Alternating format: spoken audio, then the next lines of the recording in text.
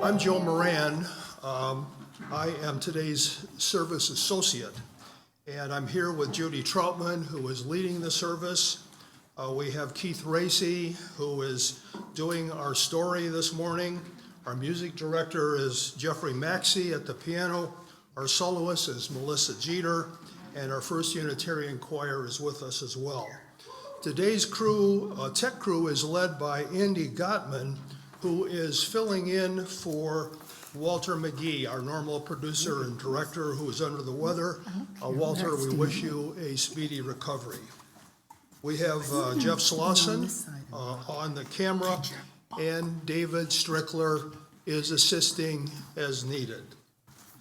We have many more volunteers helping too, with greeters in the lobby, religious education helpers for today's religious education activities, and we have a crew preparing for our coffee hour following this service, which today includes a potluck to which everyone here is invited.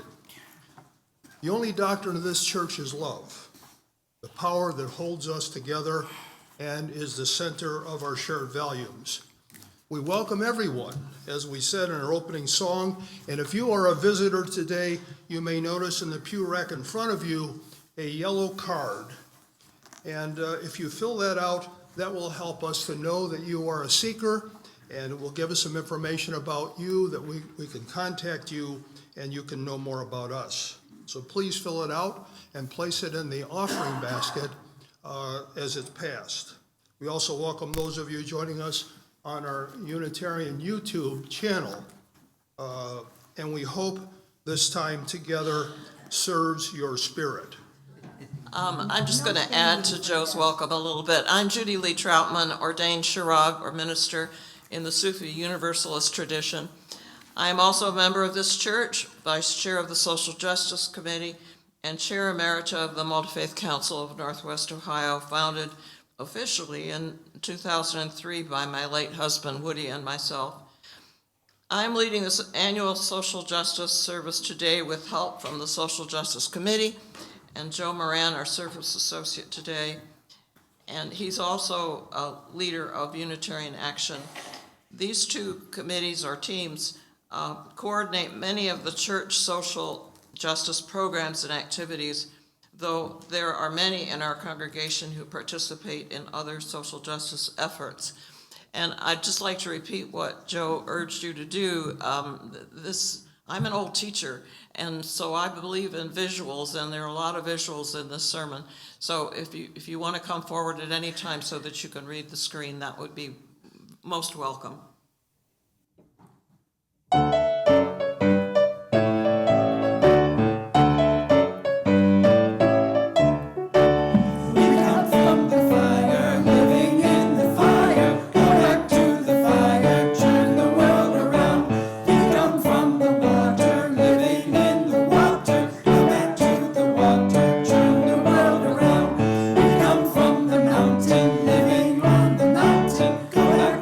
Mountain.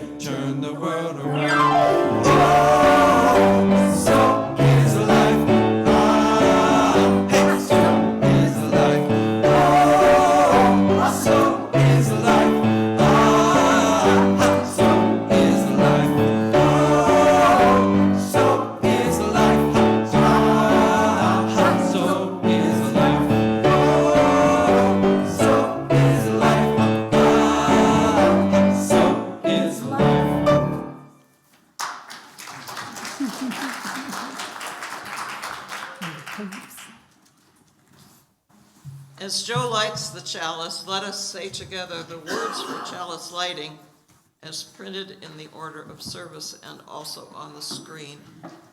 We'll give him a minute to get.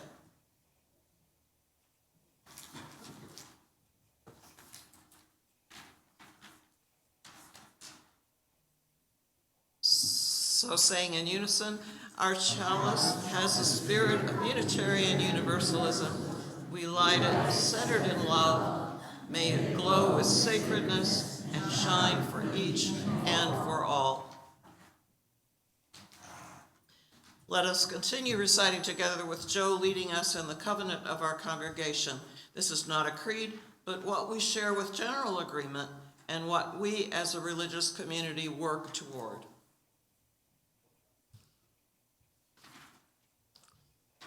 Love is the doctrine of this church.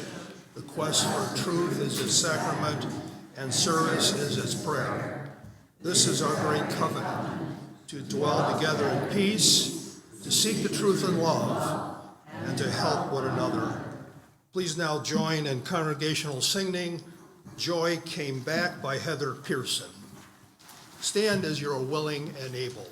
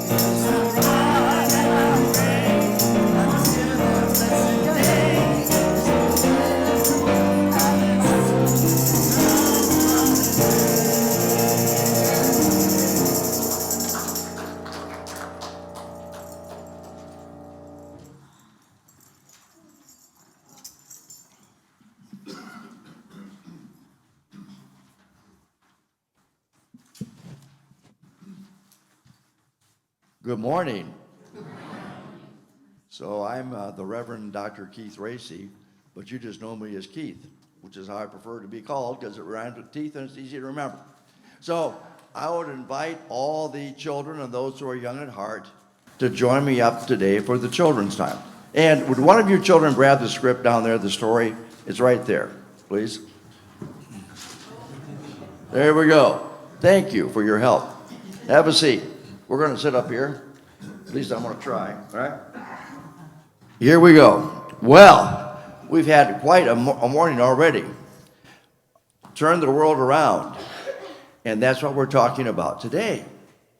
Today, we're remembering famous, still remembered, they're not physically here anymore, but inside they still live in us.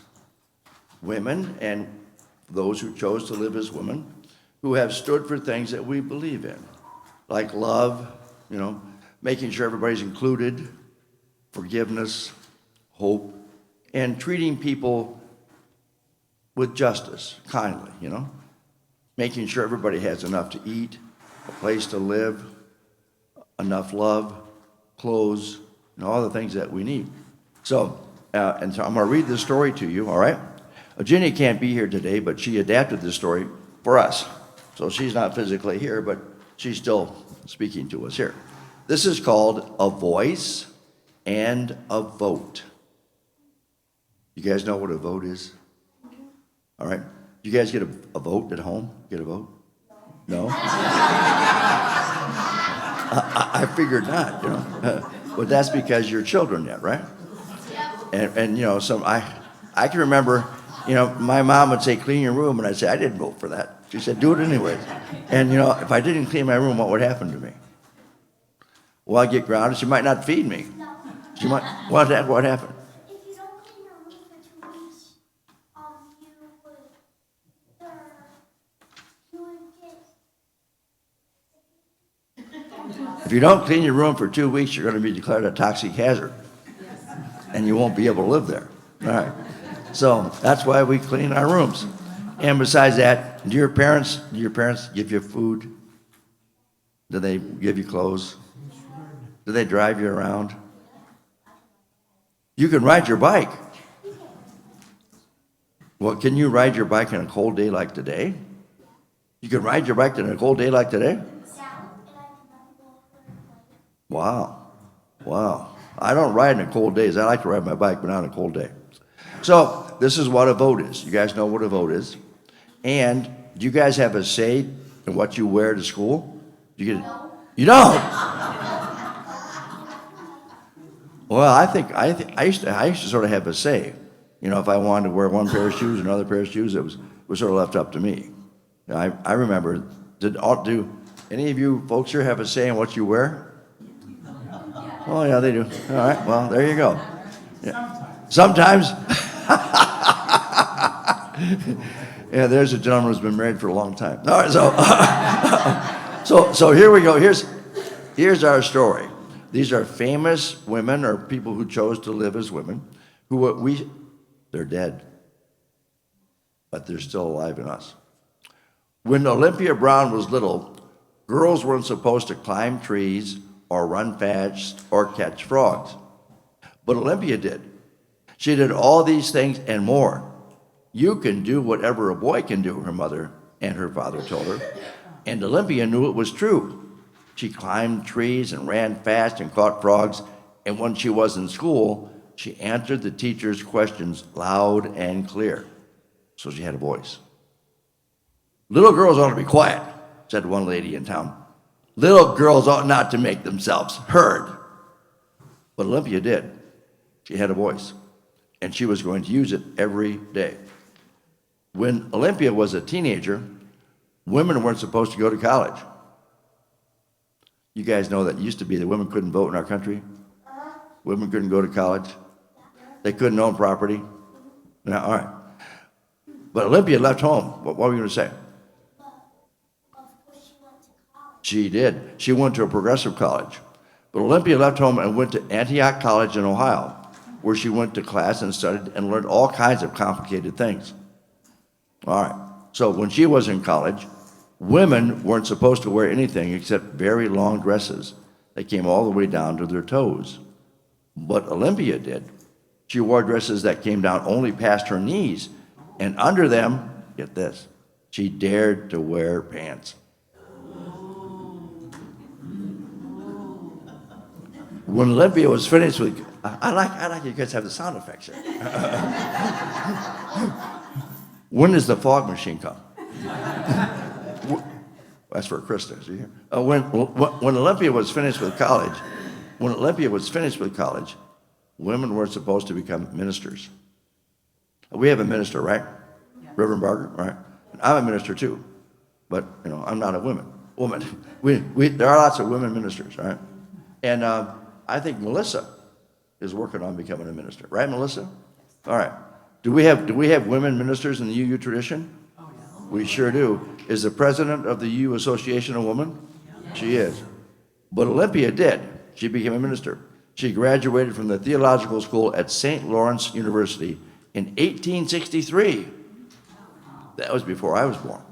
And was ordained as a Universalist minister that same year. She became the Reverend Olympia Brown. Women ought not to speak in public, said a minister at that time. But the Reverend Olympia Brown did. During the next 35 years, she spoke on the nature of God and love, and she did an excellent job.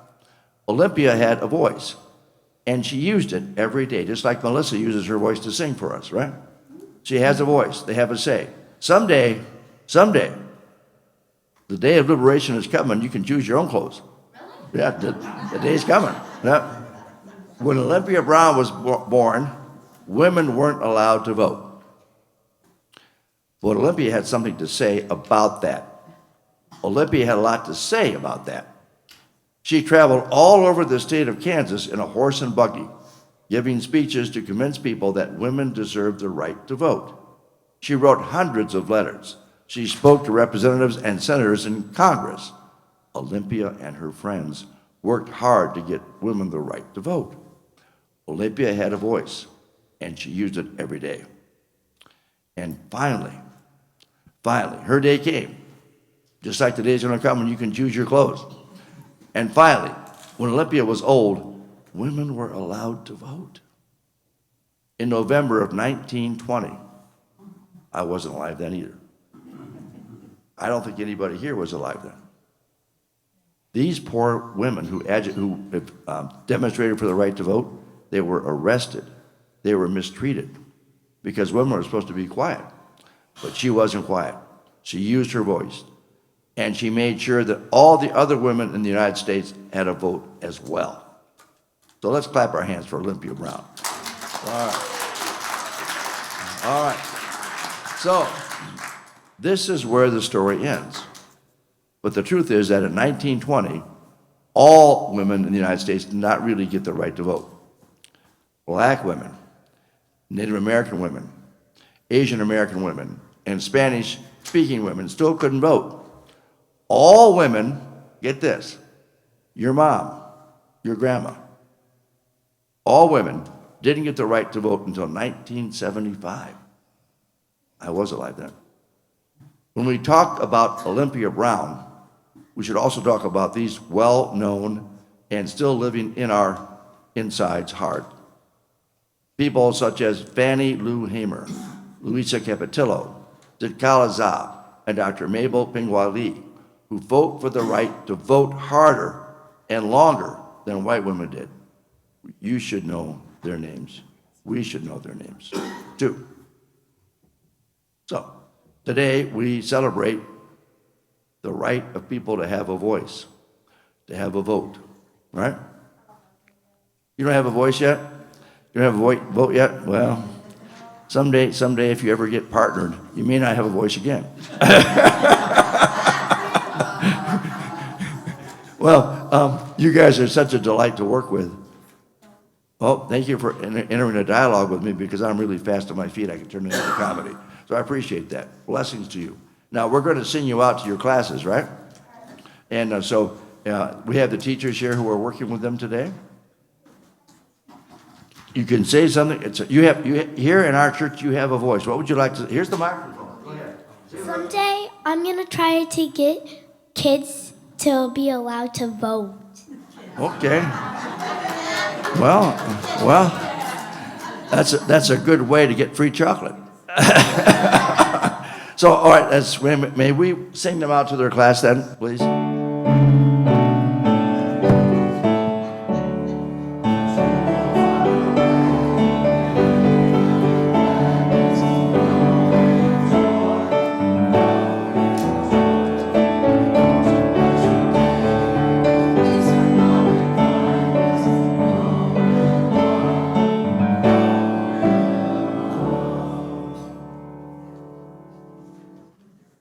In this first of our 3 spiritual practice sections in our service, we are all invited to look beyond ourselves to the state of others in our congregation, our community, and in the world. It seems to be a time of shock and awe each day, bringing new evidence of hate, violence, fear, and division. What we see in our own country is also seen around the globe, sometimes exacerbated by our government's decisions to move away from humanitarian aid and human rights that are now called un-American. That makes the social justice work of this church and of organizations we collaborate with ever more important and necessary. We are also seeing airline disasters that have not happened in recent years, and natural disasters of unusual weather patterns that are clearly linked to our neglect of our planet home. In addition to COVID, which is still around, there are virulent flu strains and recurrences of diseases such as measles and smallpox that we thought had been eradicated.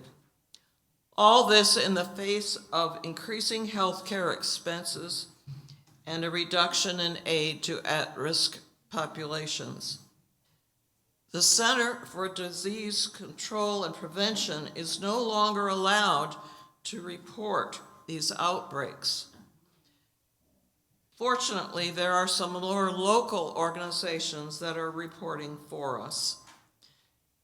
Some in our own congregation are experiencing health or other personal concerns. May we offer comfort and support, cards of sympathy and support, and practical help if we can, are appreciated. But I always think it's good to have a balance.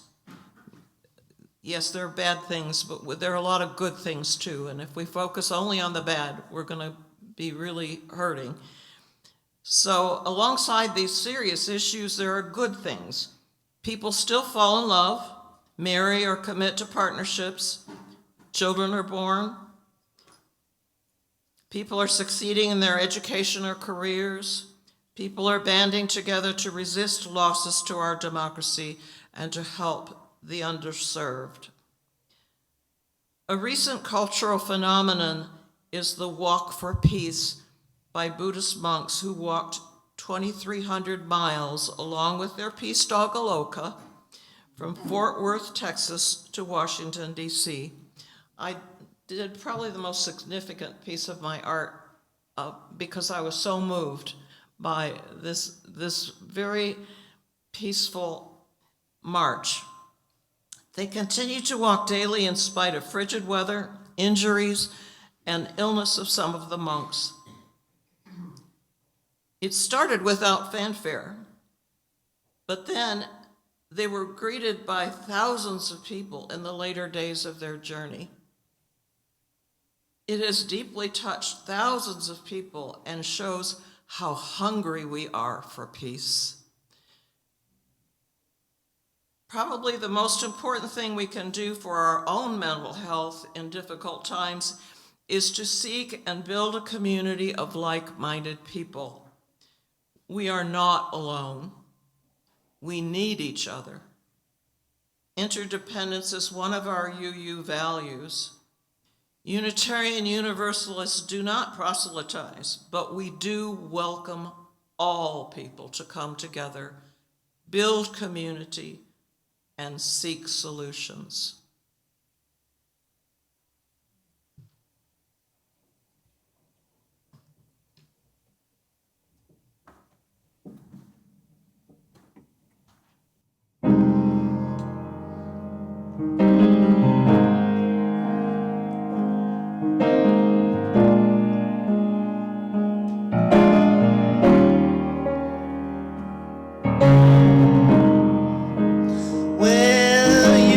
Listen, my sisters and brothers, 'cause if you do, you can hear there are voices still calling across the years, and they're crying across the ocean, and they're crying across the land, and they will till we all come to understand that none of us are free.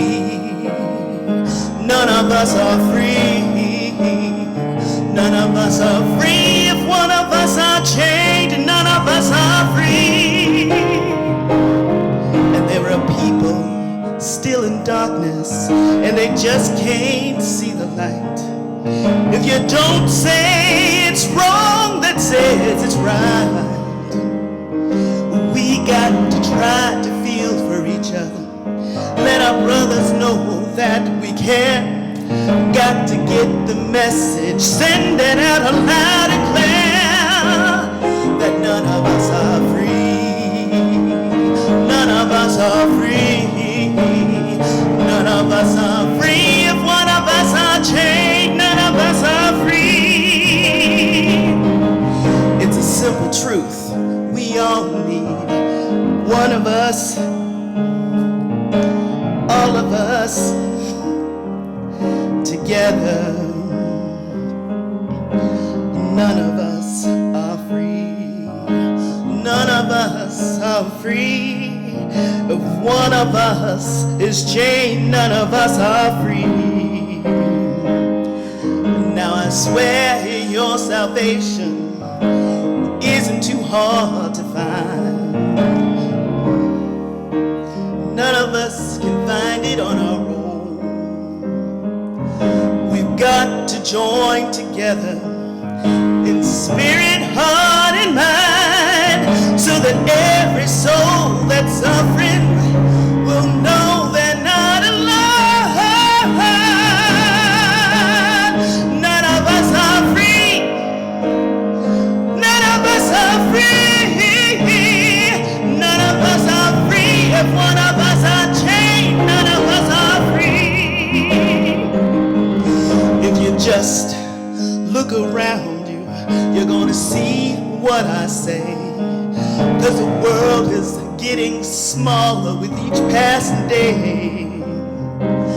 Now it's time to start making changes, and it's time for all us to realize that the truth is shining bright right before our eyes. None of us are free. None of us are free. None of us are free. If one of us are chained, none of us are free. None of us are free. None of us are free. None of us are free. If one of us are chained, none of us are free. None of us are free. None of us are free. If one of us is chained, none of us are free. None of us are free. None of us are free. None of us are free. None of us are free. If one of us is chained, none of us are free.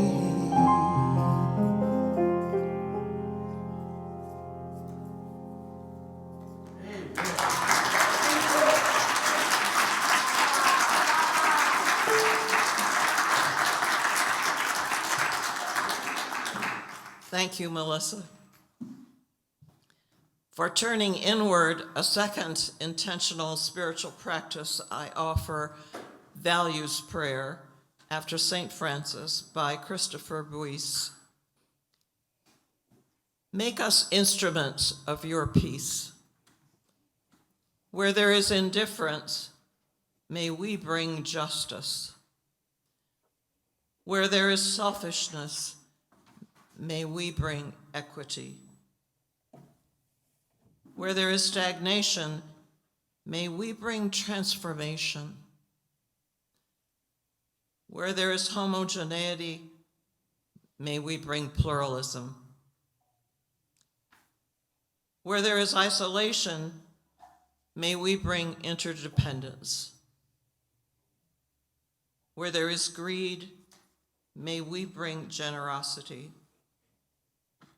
And where there is hatred, may we bring love. Make us instruments of your peace, with love at the center of all that we do. Amen. And now let us observe 1 minute of silent prayer and meditation.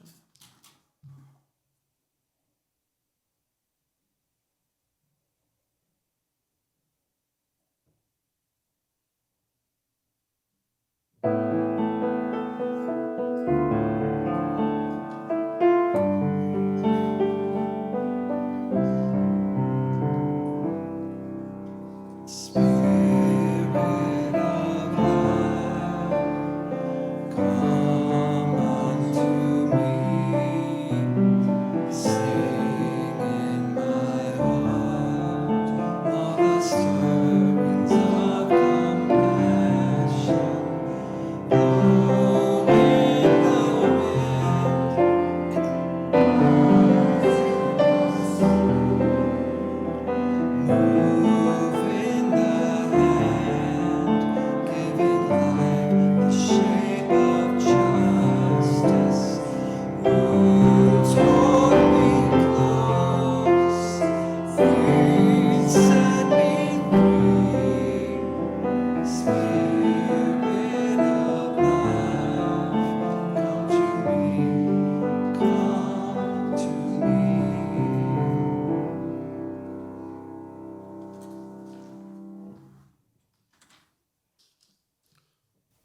I share with you this responsive reading, We Will Pay Attention, with appreciation of Timothy Snyder's On Tyranny by Leslie Takahashi, adapted. And when I pause, please respond with, we will pay attention. As fear abounds, may courage as well. In these times, we know we must not turn away nor surrender in advance. In the coming years, when asked to turn away to focus only on our own survival and to disregard our neighbors, knowing the promise of plurality, we will pay attention.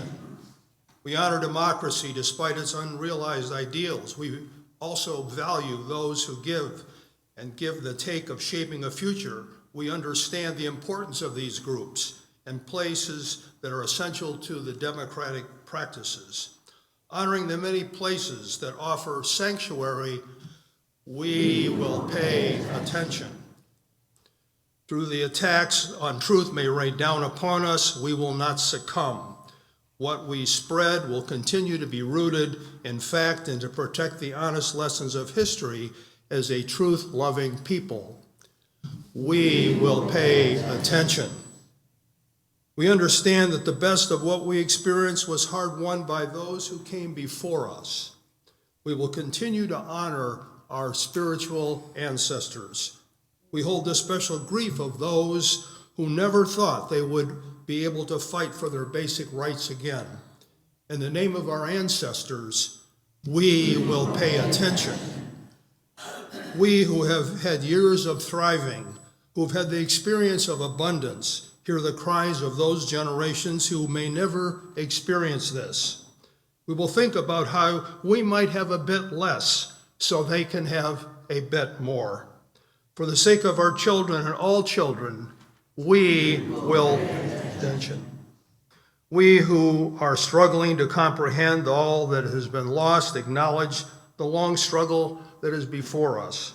We pledge to engage in joy and fun, care for ourselves and our beloved for determining our own lives that will speed justice. For the sake of our own good bodies, hearts, and minds, we will pay justice.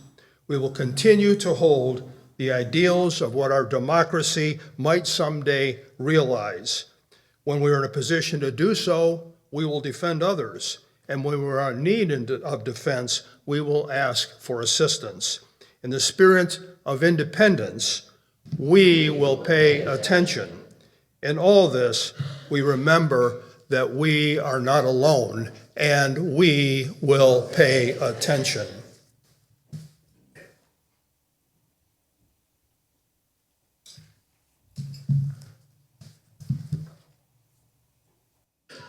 Our values are centered in love and rooted in justice and equity.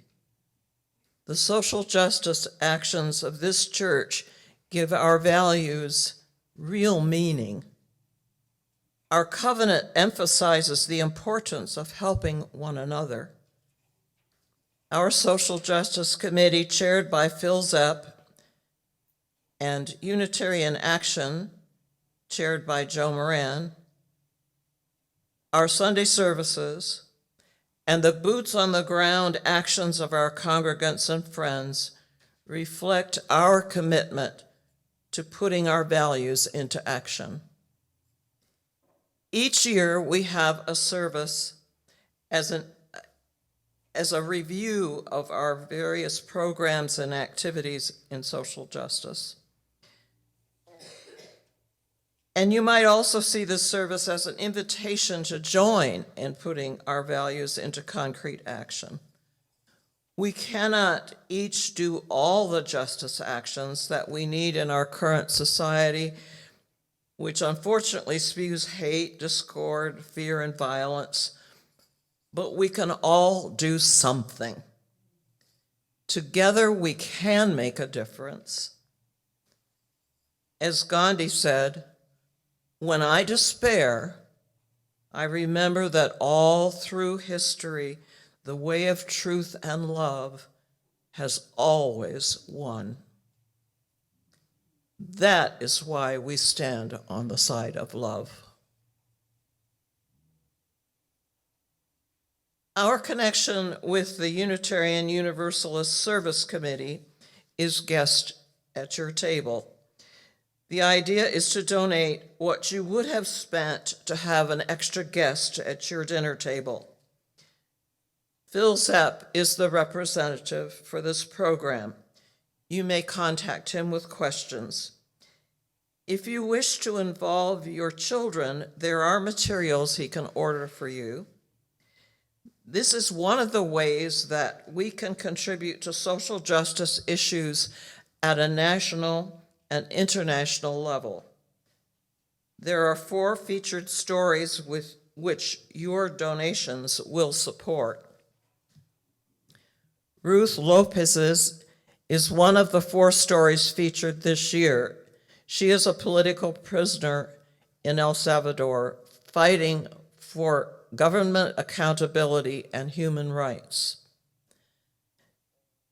Victoria Siroisis is a migrant justice leader supporting LGBTQIA+ asylum seekers in Philadelphia. Juan Lopez was an environmental activist whose legacy is continued by his community of water defenders in Honduras. Ketia Bonteas is a human rights advocate in Haiti who is fighting for the rights of people in migration.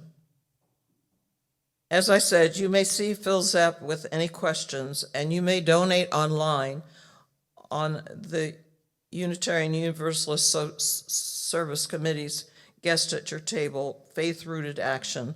This is one way that we can promote social justice beyond our local community. And now for some of our own programs. Leading Families Home, formerly Focus and Beach House, receives major support from our Social Justice Committee budget. First Unitarian Church was part of the founders of Focus. The alliance between Focus and Beach House has provided emergency shelter for women and continues to lead families to permanent housing. Homelessness and domestic violence have increased during the pandemic and our current economy. Leading Families Home has provided critically necessary assistance for over 100 years. Cindy Gilmore and Sue Childers are very involved with this program. Cindy and Sue did a lot of work to refurbish Beach House. It's the arm of Leading Families Home that shelters families suffering domestic abuse. They were joined by some members of our church and the Multi-Faith Council Men's and Women's Group. Some of our congregants attended the Winter Wonderland fundraiser for Leading Families Home. I think they had a whole table. Cindy and Sue also organized a holiday giving tree to benefit families at Leading Families Home and Salem Lutheran Church. We brought gifts for the families and had a gift wrapping party. And then some of our congregants delivered the gifts to the 2 sites. Our blanket making group has been making blankets for Leading Families Home for many years. Leading Families Home still needs blankets to send with families who have found permanent housing. But with the closing of a major local store selling fleece and the sharply rising costs at Michael's and Amazon, it is no longer cost effective to make the blankets.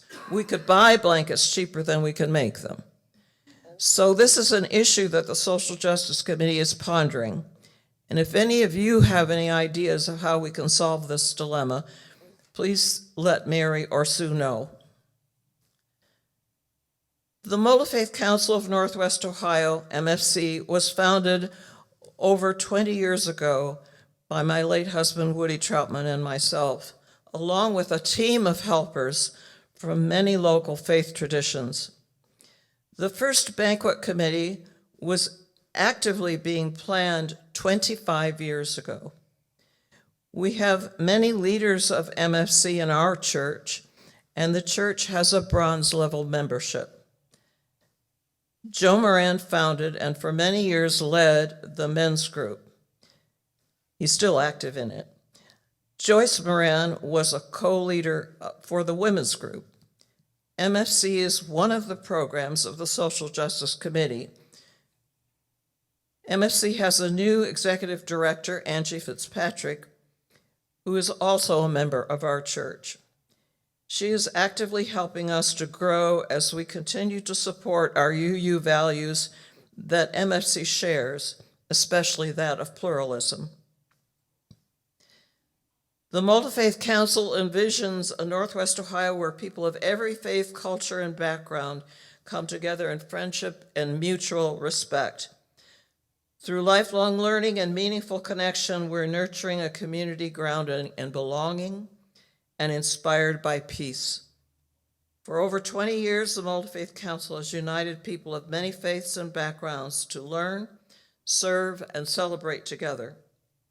Through education, dialogue, and community service, we create spaces that build understanding, compassion, and peace. MFC is primarily local to Northwest Ohio, but has long supported World Interfaith Harmony Week, a United Nations initiative since 2010.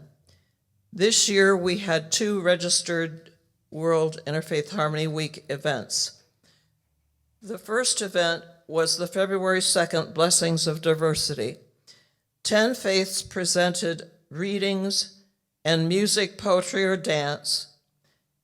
This month was hosted by the Baha'is of Lucas County with the theme Spirituality in Everyday Life. Each month, we have a different host and a new theme. Over the years, we have learned experientially that we do have common ground, and we have become a multi-faith family. This year's second World Interfaith Harmony Week event was our annual Faith Leader Breakfast on February 4th. We hosted that breakfast here at this church last year. This year we were at Monroe Street Methodist. We had a lively rotating table discussion on pluralism, which is also one of our UU values. We discussed where we see evidence of pluralism in our area, how we think it is being threatened, and how we might work together to protect it. People were so energized that those who did not need to return to work stayed an extra hour, and some are volunteering to form an action group for follow-up and how we might protect pluralism. The MFC Women's Group has many activities. They have a book club, which is currently reading the Book of Joy. They do walks with lunch, many service projects, and field trips to faith sites. Monthly potlucks in support of Together Women Rise, which supports women's initiatives in developing countries, meet here at First Unitarian Church under the leadership of Susan Spiegel. Joyce Moran was a founding co-leader of the women's group. It's currently reorganizing now with guidance from Marilyn Dufour, and they have big hopes for new projects. The MSC Men's Group holds monthly discussions hosted by members on big questions of life and spirituality. This picture is the group hosting dinner for 30 residents of St. Paul's Community Center residents, plus, in winter, about 40 people off the street. They provide a full dinner every other month. For those who are concerned about single-sex groups, the MFC men's and women's groups often work together on service projects, especially at Salem Lutheran Church, and for holiday parties currently held at the Morans. And now Joe will speak to Unitarian Action, another arm of social justice in our church. Thank you, Judy. Well, I'm going to make my remarks brief here. I would just say this. If someone said to me, what is Unitarian Action? I would say it's Unitarian values in action. It's the active involvement of members of this church and friends of this church in the work of social justice in the larger community, although we do some events within the walls of this church too. It's not just talking about social justice, it's doing social justice. And that's important, that we not just talk about it, speak about it, as important as that is, but that we walk the walk. And if you identify with Unitarian Universalist values, the values of love, seeking truth, service and building a community that's more equitable, just, and compassionate, then you need to see me. And we'll talk more about how we can use you. And I want to just say this too, we don't need, this is in a situation where a few people are going to be doing a lot. You know, we need a lot of people that don't have to do that much, frankly. They have to come to our events. And we know everybody can't come to every event, but you can come to some events, okay? And that's going to be an enormous help to us. And Judy showed some slides of the many things we do, and we have lots of things on the table we plan on doing with the Glendale Commons, LMHA across the street, which involves helping them with their garden, get their garden set up, and also putting a dinner on for them as a greet your neighbors type of thing. We're across the street, we welcome you. We're not trying to sell you anything, but just we want to greet you as our neighbors. And we're hoping now, we're actually planning for an Easter dinner on Easter Day at St. Paul's Community Center. We've actually got the go-ahead from Joe Habib, who's the executive director. So we're going to need 5 people to put a dinner on. And Salem Lutheran, who we partner with, has agreed to donate 2 hams for us. So we've got the start of a good meal for 30 residents in that shelter. I think that's all I wanted to say. Thank you.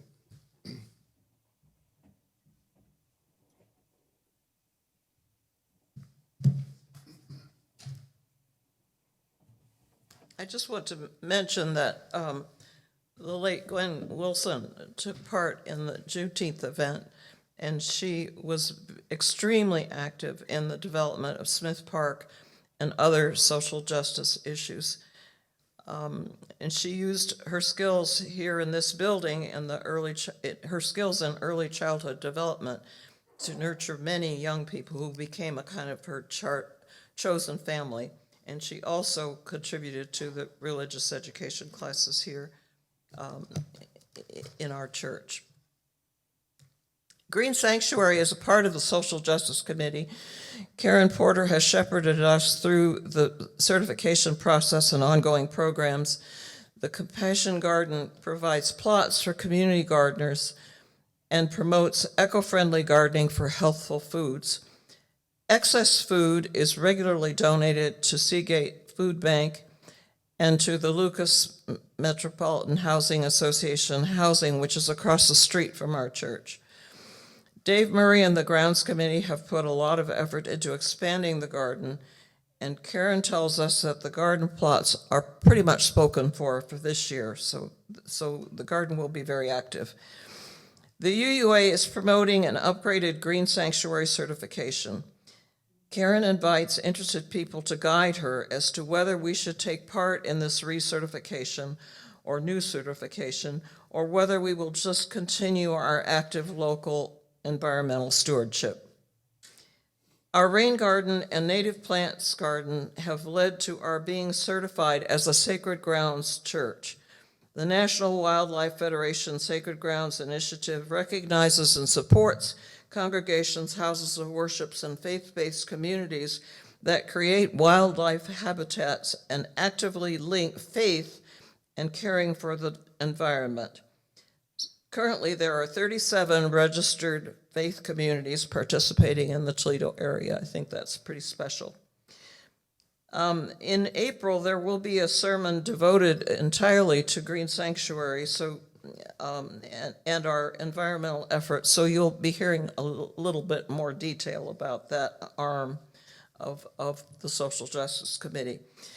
Tim Reichert has been our rep for the Citizens Climate Lobby, which has groups in Toledo and Perrysburg, and the Climate Reality Project, which supports global activism and training. On February 8th, Angie Fitzpatrick led a presentation on the Citizens Climate Lobby during Spiritual Forum. One thing we can all do to help the environment is to make a better effort to recycle.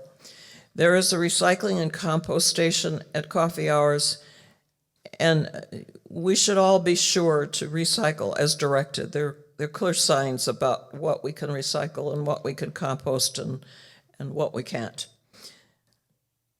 The Eat Well Cafe has been selected by the Downtown Library to be in the space vacated by Same Cafe. It is now open Thursday and Friday afternoons, 12 to 3 p.m. Perhaps if they expand their hours and need more volunteers, we can resume volunteering there as many church members did for the Same Cafe. The Compassion Garden plans to donate excess produce this summer to Eat Well Cafe. Social Action Saturdays are a way to do social justice in a day. A big yellow donation bin is in the East Foyer. Melanie Christensen organizes the group.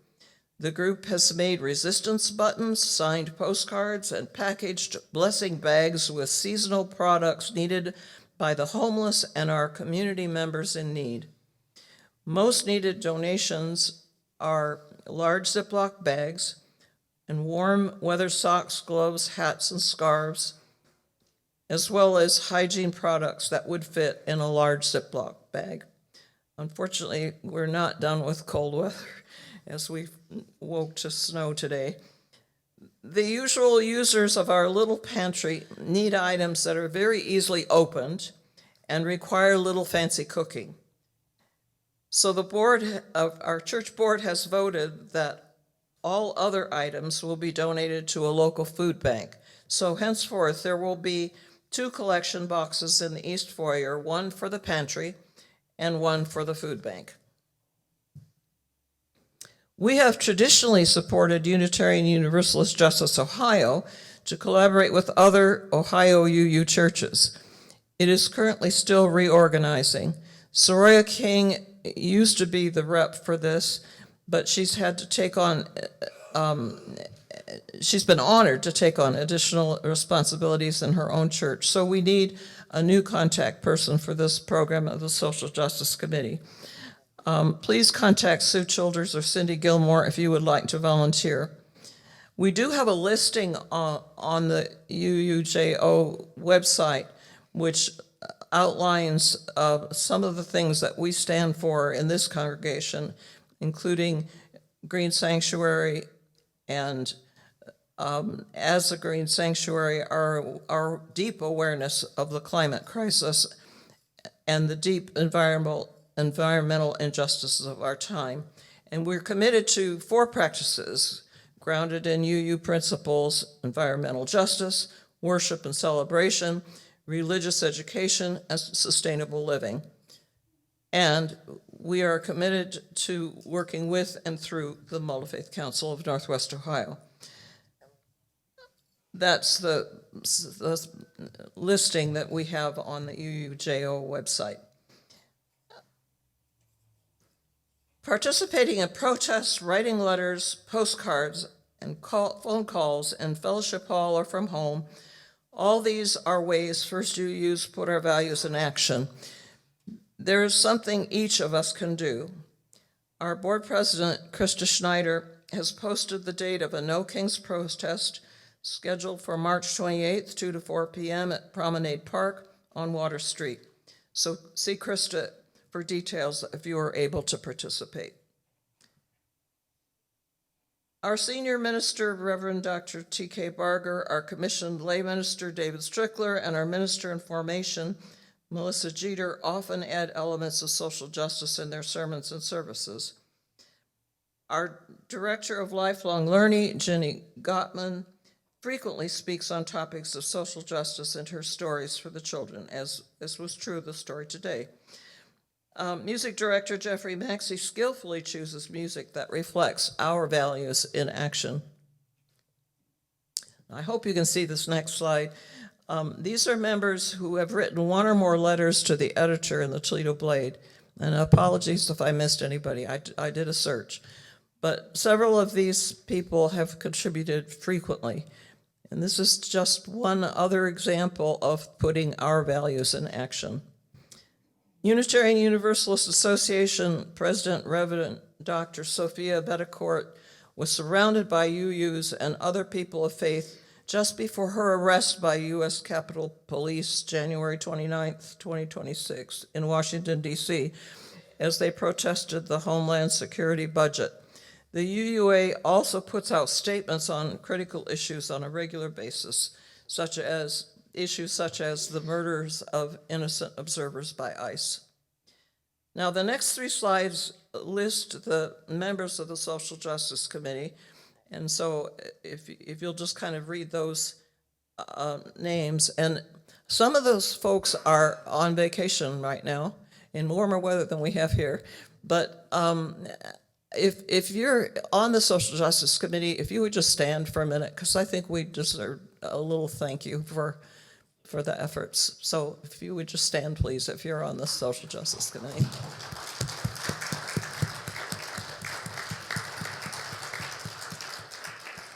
And I'd like to personally thank several of you who helped me by collecting photos, and Karen Porter proofread my scripts. Even though she's got a sling and can't use her dominant hand, she was faithful. So I very much appreciate my co-committee members. And Joe Moran attends our meetings as often as possible because we like to keep in communication between Unitarian Action and the Social Justice Committee. So the last slide for this is about the help we need. Our church relies on volunteers for so many things, and the Social Justice Committee and Unitarian Action could use your help. So if you have a heart for social justice, you might volunteer to help with a particular effort or join a committee to help us make decisions. The Social Justice Committee meets every other month on Zoom. We need a rep for UUJO so that we can collaborate with other Ohio churches. And we hope this sermon has reminded everyone of just how much social justice work First Unitarians do, and we hope that you will be encouraged to join us and continue to put our values in action. May it be so.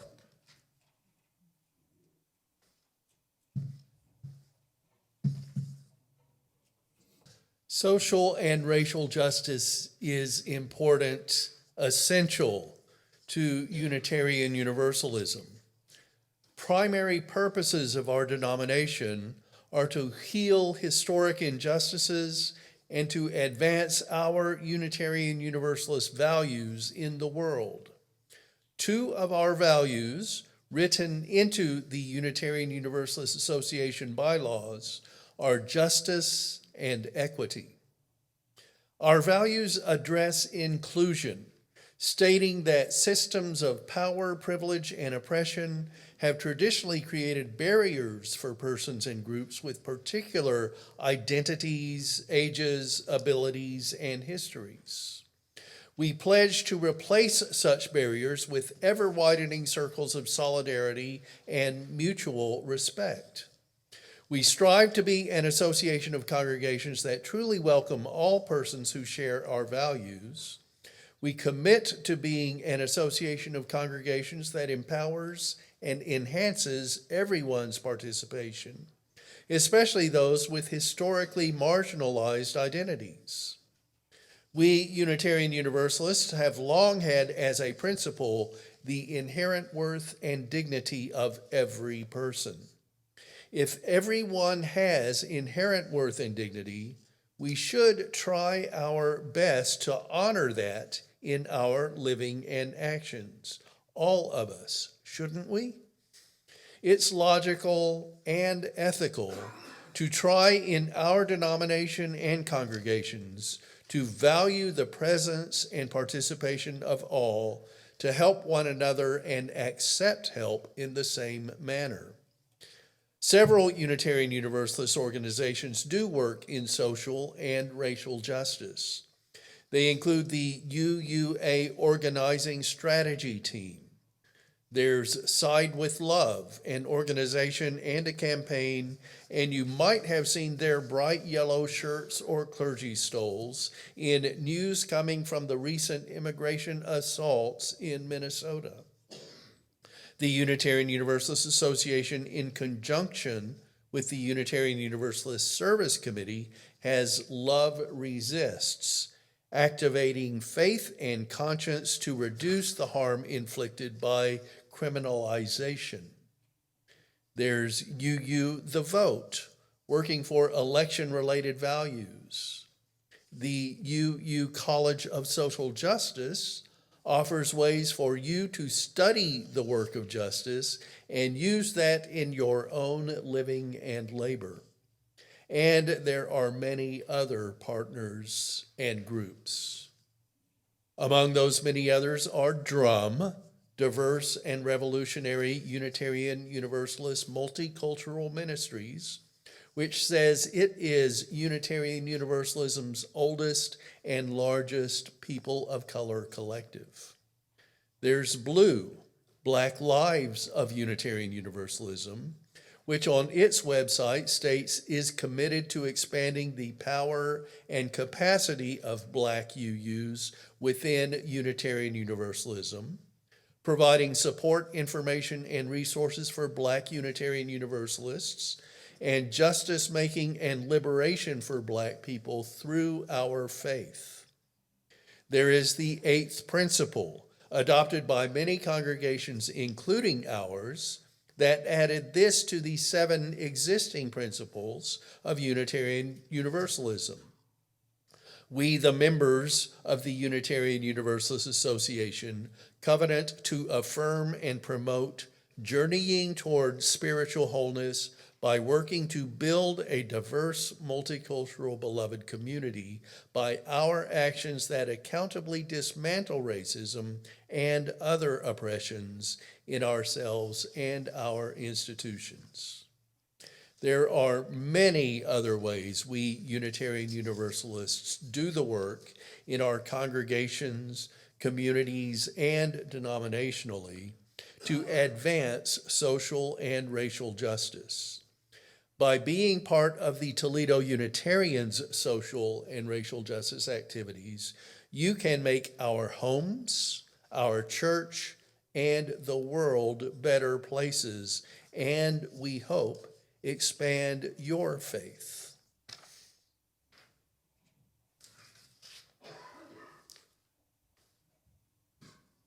Okay, we now come to the offering portion of our service, and I want to say that I noticed that baskets being passed on this side already before I made the announcement, and that leads me to believe you couldn't wait to give to support our church, and that's a wonderful. So I'm really thankful, and I'm hoping that the left side here will continue to give.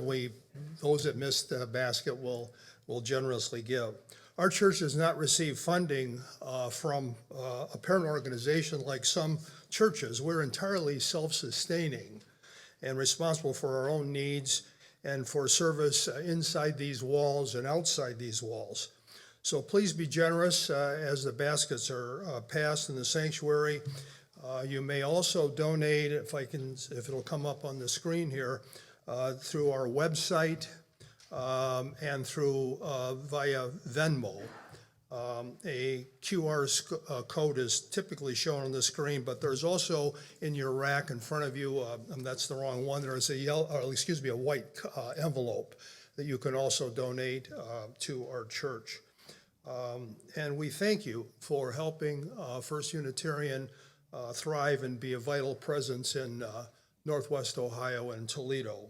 So now let's sing number 1007 in your teal menu. I think it will be on the screen, hopefully. There's a river flowing in my soul as the baskets are being passed.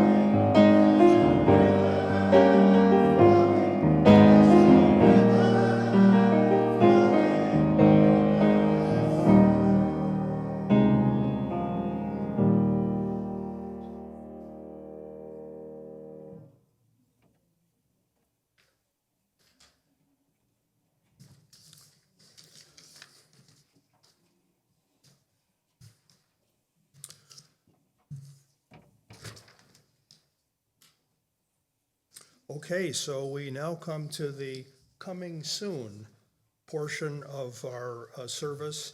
And it's a time where we announce what's scheduled for next Sunday. We make some announcements, and we also let you know what's right up after our service, after we leave the sanctuary. So next Sunday, join us for Spiritual Forum in Fellowship Hall at 9:45, in which I will be leading that hour talking about Unitarian Action, our group, what it is, what we do, why it is needed, and what we need. Judy? For the 11 a.m. gathering next Sunday, Melissa Jeter, our Minister of Formation, will lead an hour service on intersectionality, speaking on opening ourselves to thinking systems when wholeness is divided. What is intersectionality, and how does it matter to making meaning of our lives through Unitarian Universalism? Melissa will talk about the importance of an intersectional approach in Unitarian Universalism. In our religion, we say that we are a free faith and all are welcome. So how do authentic people seek wholeness in a world that insists that oppression is mutually exclusive? And now for a few announcements. We're going to highlight two activities in Toledo happening today. First, the Toledo Symphony Orchestra, which has a couple of Toledo Unitarians as musicians, will play its annual Black History Month concert at St. Martin de Porres Parish, 1119 West Bancroft Street at 5 p.m. It's titled God's Mosaic Masterpiece. Will be guest conducted by Maestro Antoine Clark and feature the Clarence Smith Community Chorus. Of special note is that at this concert at St. Martin de Porres, they will present the annual St. Catherine Drexel Award honoring community service to Doctors Samina and Zahir Hassan and our own members, Joyce and Joe Moran. So that'll be a nice opportunity to see our own honored. The admission price for the concert is $35. Also today is an event to benefit our member Sierra Webb's husband, David Quire, who has an AKA as David Classic. You may know that he is undergoing major health challenges because of pancreatic cancer. And people in his circles, including us, are doing what we can do to help him and his family at this time. Today is another of a series of concerts for Classic. This one at the Switchboard, a bar at 912 Monroe Street. Live music offered by several bands begins at noon, and Dave will be on stage at about 7 p.m. with his band, my friend Mark. Sierra will perform with him. Dave will also sit in with his former band, Athens Wheeler, sometime after 5 p.m. Plus the food truck that Dave owns, Non-Stop Kebab, will be there all day serving food. We encourage you to come and make this a good party. Another coming soon announcement that's also food related, at 5 p.m. this coming Thursday, our church's community dining group will return to Jing Chuan Restaurant 4424 Secor to share a meal together. And if you'd like to go, please RSVP to Pam Stevens. I'm not sure if Pam is here today, but that's who you need to get a hold of if you're interested in going. The final coming soon entry is for me to invite everyone here to Fellowship Hall after this service for coffee conversation and our last Sunday of the month potluck, which if you didn't bring any food, there's always plenty to share. So please come for the potluck, for social time. And after that, we have some community game playing. So we hope to see you down in Fellowship Hall for our potluck and other activities.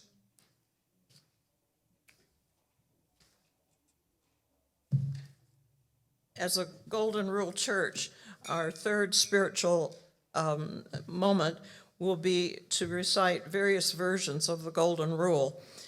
And any of the many versions of the Golden Rule are in line with our values.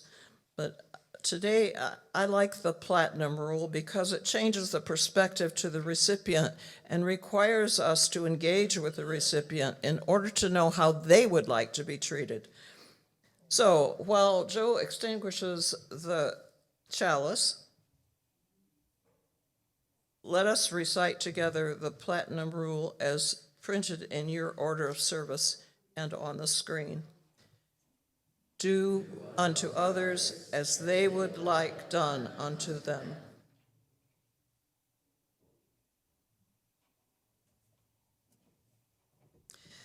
The chalice has been extinguished, but it is up to us to carry the light as we go forth and continue to put our values in action. May it be so.